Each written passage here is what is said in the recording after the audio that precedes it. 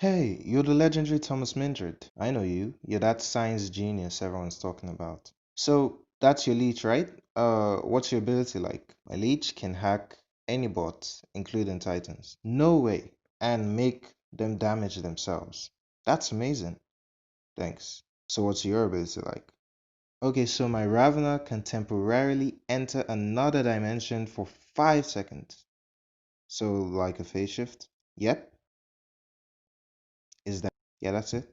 I mean, when my ability is active, I also get 90% resistance for 10 seconds. Oh, wow. Um, I can stack up to 3 charges. Okay, that sounds like a lot. Oh, I just got rebalanced. I must be popular. Cool. How bad is it? Oh, it's nothing. The developers reduced my ability duration from 10 seconds to 9 seconds. That almost sounded like a buff, right? I guess we're both popular. Haha. Well, you got rebalance too? I got the 10% durability nerf. Hahaha. You already have so much. My ability now lasts only 4 seconds. Oh, but that's not too bad. Increased ability cooldown time. Okay, that's a lot of nerfs. But all you really need to win a beacon rush match is to capture the beacons. That's all. What is it? I can't cap beacons.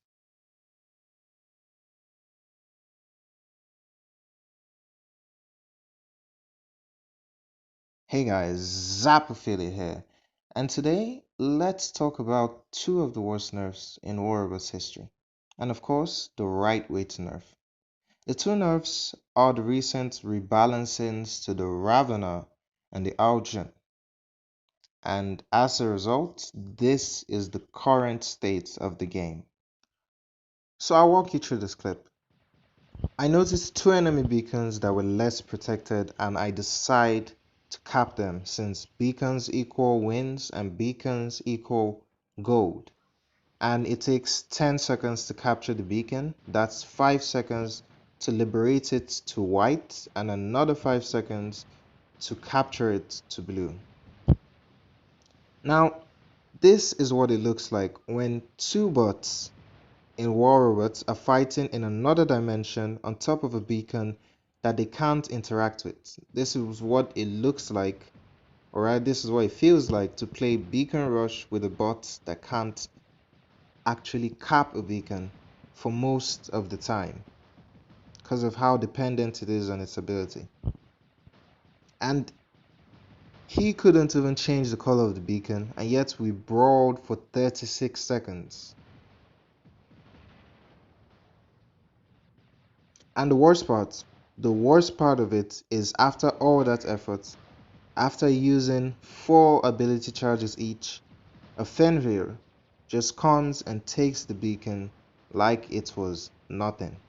In fact, in the last few moments, all my ability was doing was delaying the inevitable. This is after update 6.3.1, and I'm just going to say it, the right way to nerf is the Hellburner way. The Hellborner is one of the most balanced bots in the game, and it hasn't needed a nerf or a buff in a long time. Back then, if the explosion radius and ability damage were increased, then they made sure the bot couldn't live forever. And if the Hellborner could explode quicker, it had an increased cooldown time. This yin-yang balance is what preserved the Hellburner's playstyle. But now, with the Ravana and Arjun, Pixel nerfed them 2 times consecutively without a single buff, and it has drastically changed their playstyles. And this is a problem because, to be honest, WarRobots is and has always been a game of competing playstyles, not skills, not bots, but playstyles. You choose a robot with an ability that appeals to you, you optimize it to your imagination, and jump into a battle to compete with others.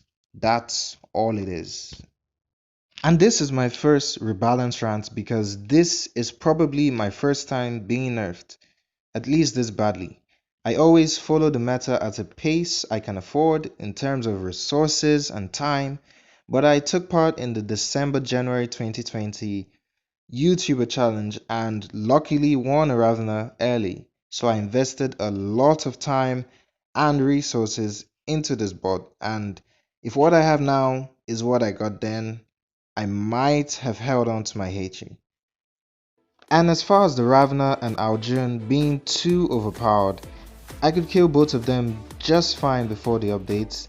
Takes a little skill, but still, look how easy it was with my level 10 invader with no special modules, just pilot skills.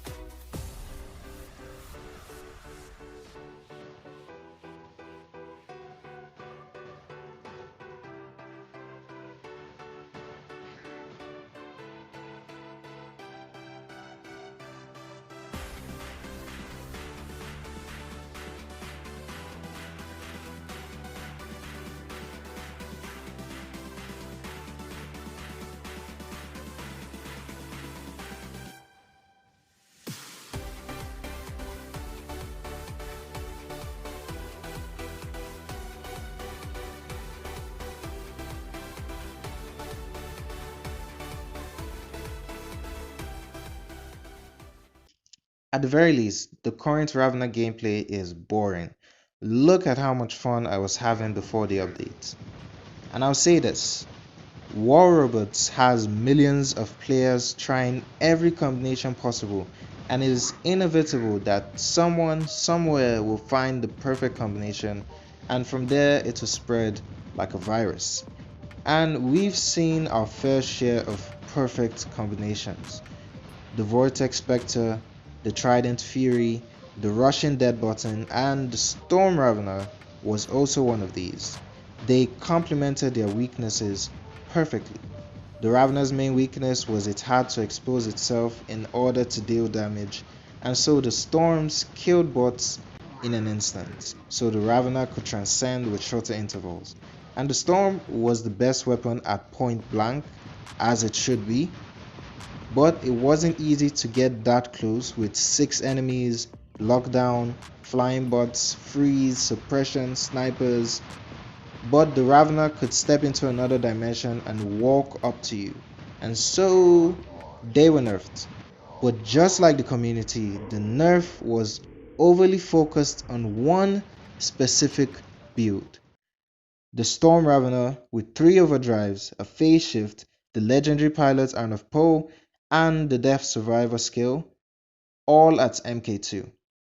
The Shotgun Raveners were actually the only Raveners that brawled point blank.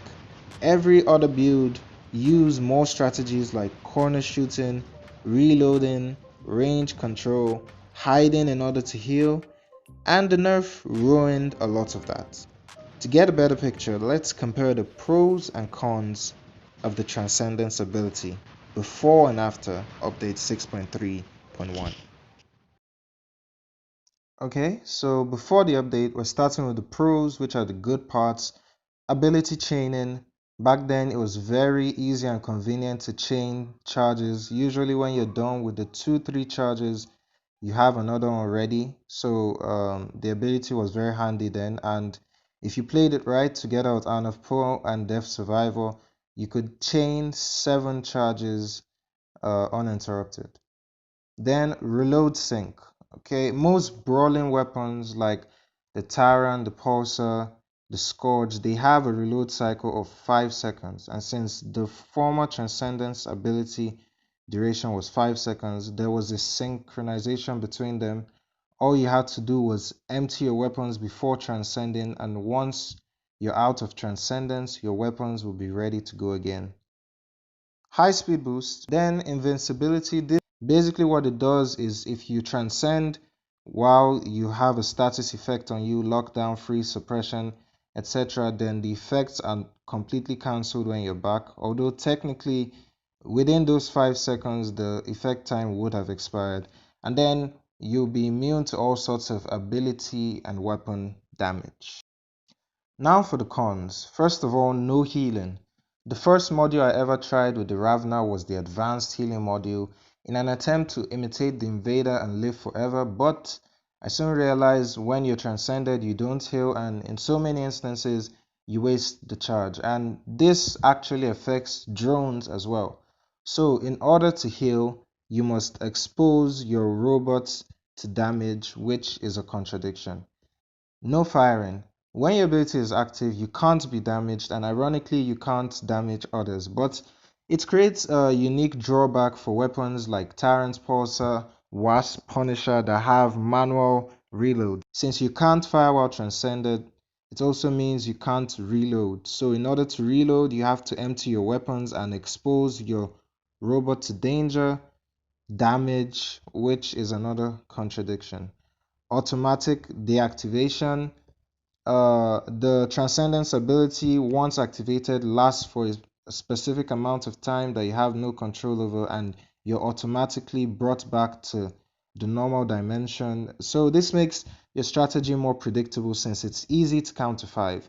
Interestingly, the Hellborner's ability also has a 5-second cooldown, 5-second duration, I mean. So, it's a perfect counter to the Ravana. Once he activates his ability, I activate mine, and it's like an alarm clock set to explode the moment he comes out, and I'm still able to use my weapons to destroy him. Now, after the update, we're going to cross out ability chaining because now you need to have Arm of Pull and Depth Survival in order to chain charges like before. So let me just show you a clip of my level 1 Ivory Ravana. This is the first experience new players are going to get.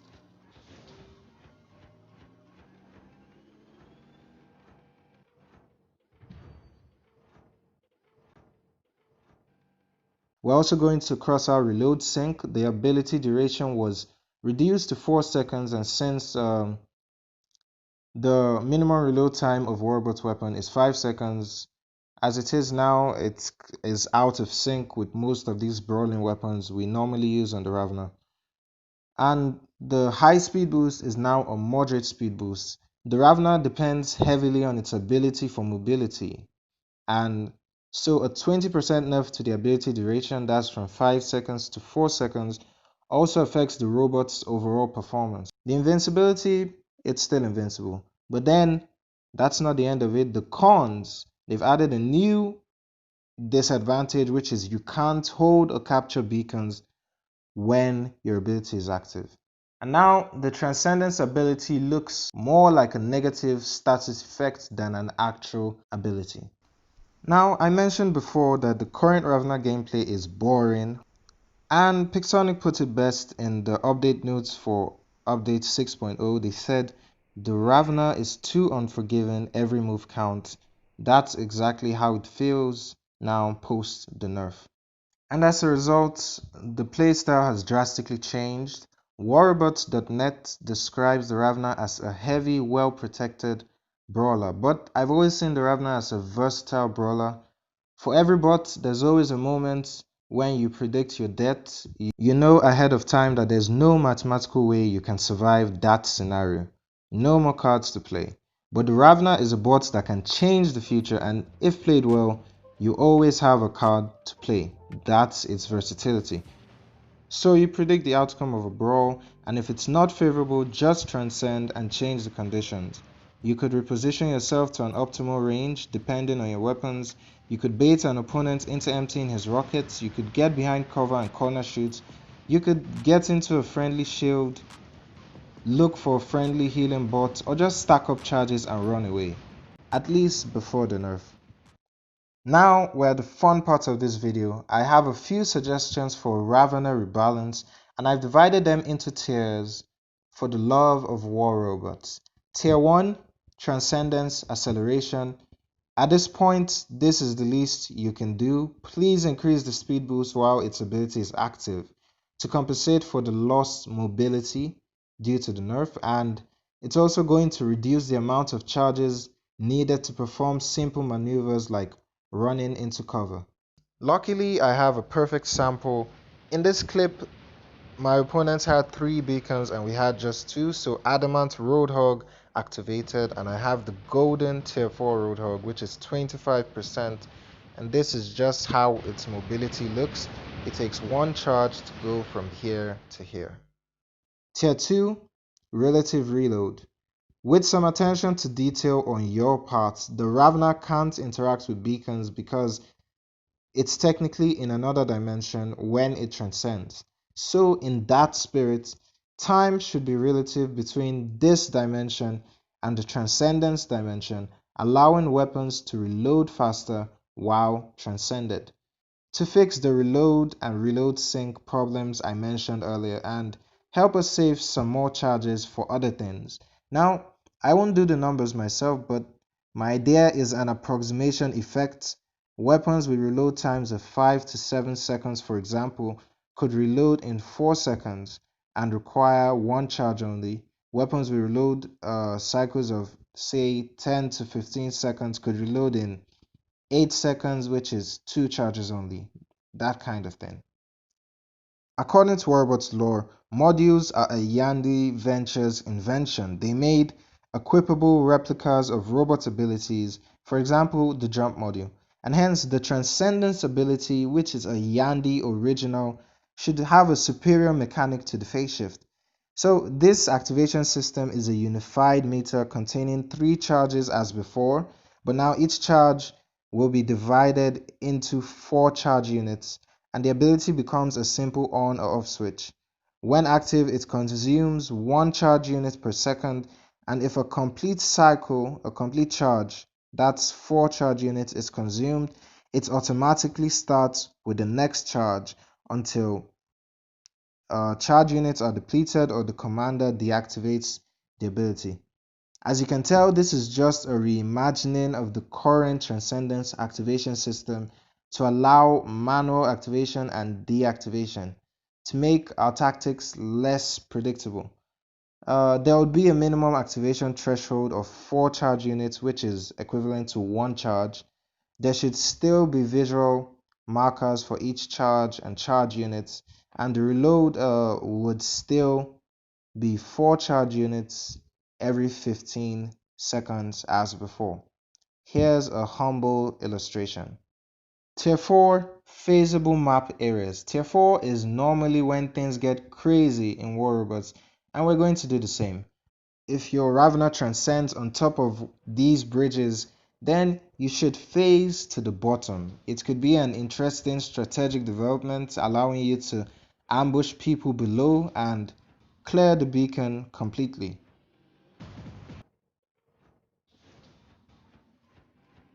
On Moon, it also provides a shortcut to accessing other beacons. Okay guys, that's it for this video. There's not much to say.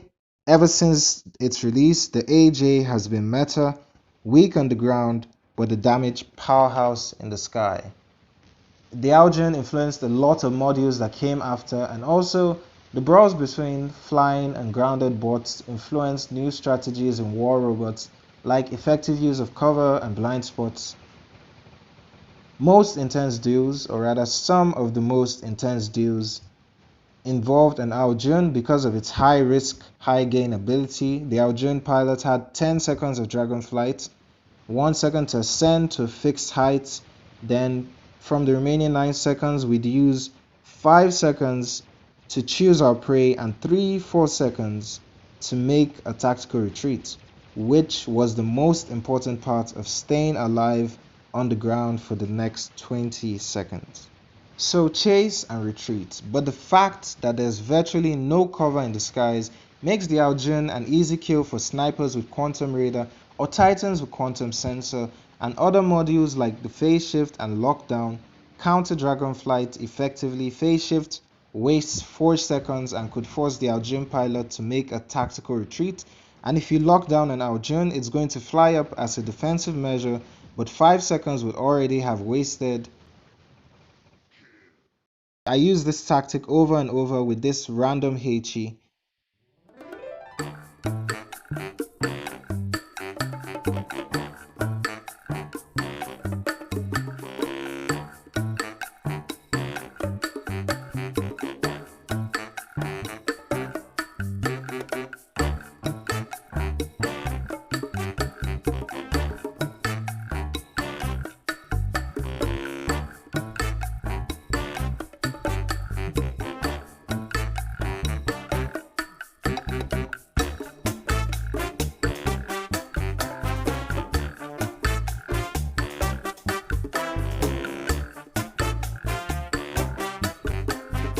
I eventually died, but details of how that happened are in the video on my channel. Since then, the AJ's speed has been nerfed, making it an easier target in the air. The ability duration is also down to 8 seconds, so 1 second of flight, 1 second of elevation, 7 seconds to chase and retreat, which isn't enough time to do any effectively. So right now, AJs either just chase into enemy territory and brawl with glaciers and glory, or they walk up to their targets, use the dragon breath and retreat, which is basically focusing on the inbuilt weapons and not the dragon fight at all.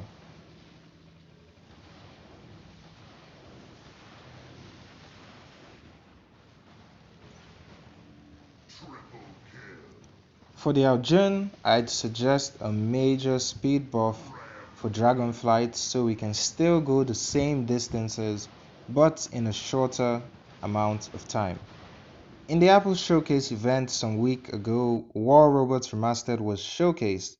It was the Aljun and Ravana that essentially did the work, and really, in a short time, these two bots have become a core of WarRobots' visuals, gameplay, and strategy. And WarRobots would be very different, would look very different without them running around the battlefield.